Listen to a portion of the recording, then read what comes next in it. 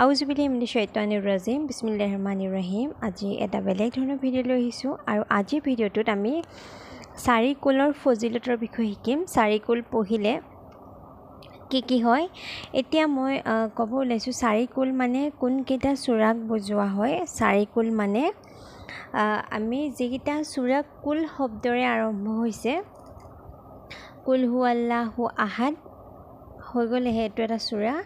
তাৰপিছত কুল আউযু বিৰাব্বিন নাছ 2 নম্বৰ চূড়া।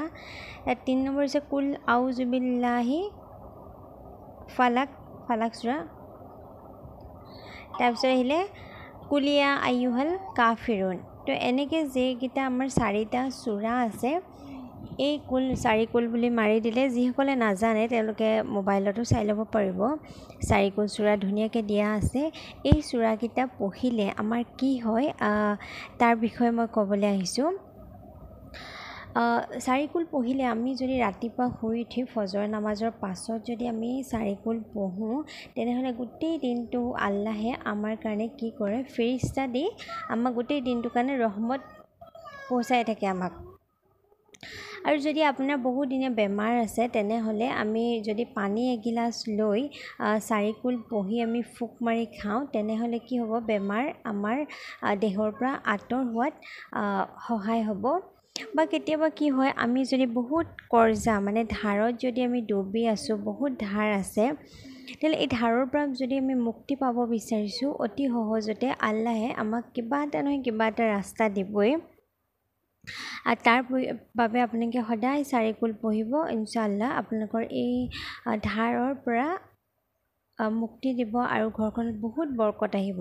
আৰু এইখিনিতে আৰু এটা কথা হয়, যদি চাৰিকুল পঢ়ি আমি চুলি যে লগাওঁ তেলত যদি আমি পঢ়োঁ, তেনেহ'লে চুলি সৰাটো বন্ধ হয়। আৰু বিশেষকৈ যদি আমাৰ কি হয়, যাদু যদি আমাক কোনোবাই কৰে বা কৰা লিখে আমাৰ নিজকে মনত যদি ভাৱ হৈ থাকে যে কোনোবাই কিবা কৰি দিছে নেকি, তো তেনে ক্ষেত্ৰতো যদি আমি চাৰিকুল পঢ়োঁ, পানীত যদি ফুক দিওঁ বা আপুনি প্ৰত্যেক দিনাখনে যদি পঢ়ি গাত ফুক মাৰে, ইনশাআল্লাহ আপোনালোকৰ যি যাদু শক্তি বা বাহিৰা শক্তি থাকিব, সেইবিলাক সকলোবিলাক কাট খাই যাব। এতিয়া আমি চাৰিকুল যে মই কৈছোঁ, চাৰিকুল এতিয়া আমি কেনেকৈ পঢ়িম।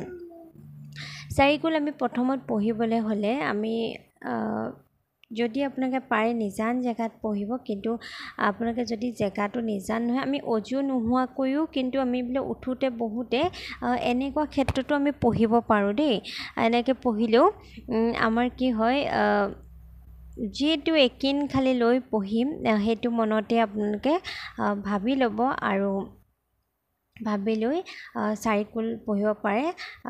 আমি কাম কৰি থাকোঁতেও পঢ়িব পাৰোঁ। কি হয়, আমাৰ কামটোও হ'ব আৰু লগতে আমি স্বভাৱো পাম। আৰু আমি যিটো নিয়তত পঢ়িম, আল্লাহে নিশ্চয় সেই নিয়তটোত সফল কৰিব। এতিয়া আমি পঢ়িম কেনেকৈ, প্ৰথমত আমি 7 বাৰ দৰুদ পঢ়িম। যি দৰুদে আপোনালোকে নাজানক সেই দৰুদটো পঢ়িম। তাৰপিছত চাৰিকুল যে মই ক'লোঁ, এই চূড়াকেইটা যে চূড়াকেইটা আমি 4টা চূড়া প্ৰথমত পঢ়ি ল'ম। 4টা চূড়া যেতিয়া পঢ়িম, সেইটো হ'ব এবাৰ। কি বুলি ধৰিম, প্ৰথম কুল হু আল্লাহু চূড়াটো পঢ়িলে মানে 1 কুল 2 কুল 3 কুল 4 কুল 4 কুল যেতিয়া 4টা চূড়া পঢ়ি ল'ব, তেতিয়া হ'ব এবাৰ। গম পাইছেনে? আকৌ আমি 4টা চূড়া পঢ়িম, আকৌ সি হ'ব 2 বাৰ। আকৌ আমি 4টা চূড়া পঢ়িম, সি হ'ব 3 বাৰ। আকৌ 4টা চূড়া পঢ়িম, সেইটো হ'ব 4 বাৰ। আকৌ আমি 4টা চূড়া পুনৰ পঢ়িম, তেতিয়া হ'ব 5 বাৰ।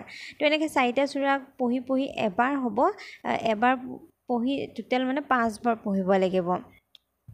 তাৰপিছত যিটো আমি দৰুদ প্ৰথমত পঢ়িছিলোঁ, সেই দৰুদটো পুনৰ আকৌ 7 বাৰ পঢ়িব লাগিব। আৰু যিটো আশা লৈ আপোনালোকে পঢ়িব, যদি হাতত ফুক মাৰি লয়, দোৱাটো পঢ়ি হাতত যদি ফুক মাৰে বা কাৰোবাৰ যদি বেমাৰ আজাৰৰ কাৰণে পঢ়িছে, তেওঁ পানীত ফুক মাৰিব।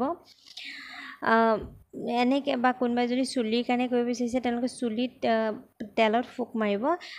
আপোনালোকে যদি এনেকৈ কৰে, তেনেহ'লে নিশ্চয় আল্লাহে যি আশা, যি কামৰ কাৰণে দোৱাটো মানে ৱাজিফাটো কৰিব, আল্লাহে সেই কামটো সফল কৰিব।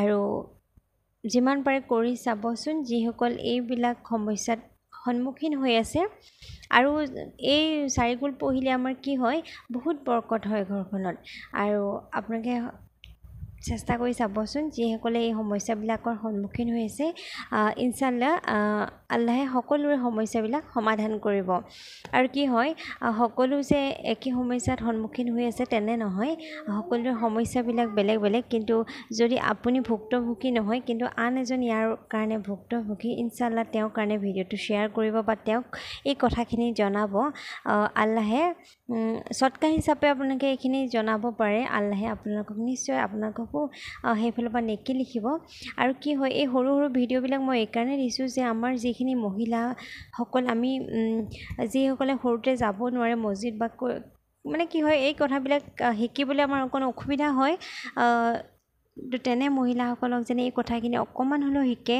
আমি কি হয় মহিলাসকলে ঘৰখন আগবঢ়াই নিয়াত যথেষ্টখিনি অৱদান থাকে আৰু যেতিয়া তেওঁলোক এইখিনিত গম পাব তেনেহ'লে কি হয় আমাৰ ল'ৰা ছোৱালীবিলাকো জনাত যথেষ্ট সুবিধা হ'ব আজিলৈ আহোঁ ইনশাআল্লাহ আপোনালোকে যিমান পাৰে ভিডিঅ'টো শ্বেয়াৰ কৰিব আসসালামু আলাইকুম ওয়া ৰাহমাতুল্লাহি ওয়া বাৰাকাতুহু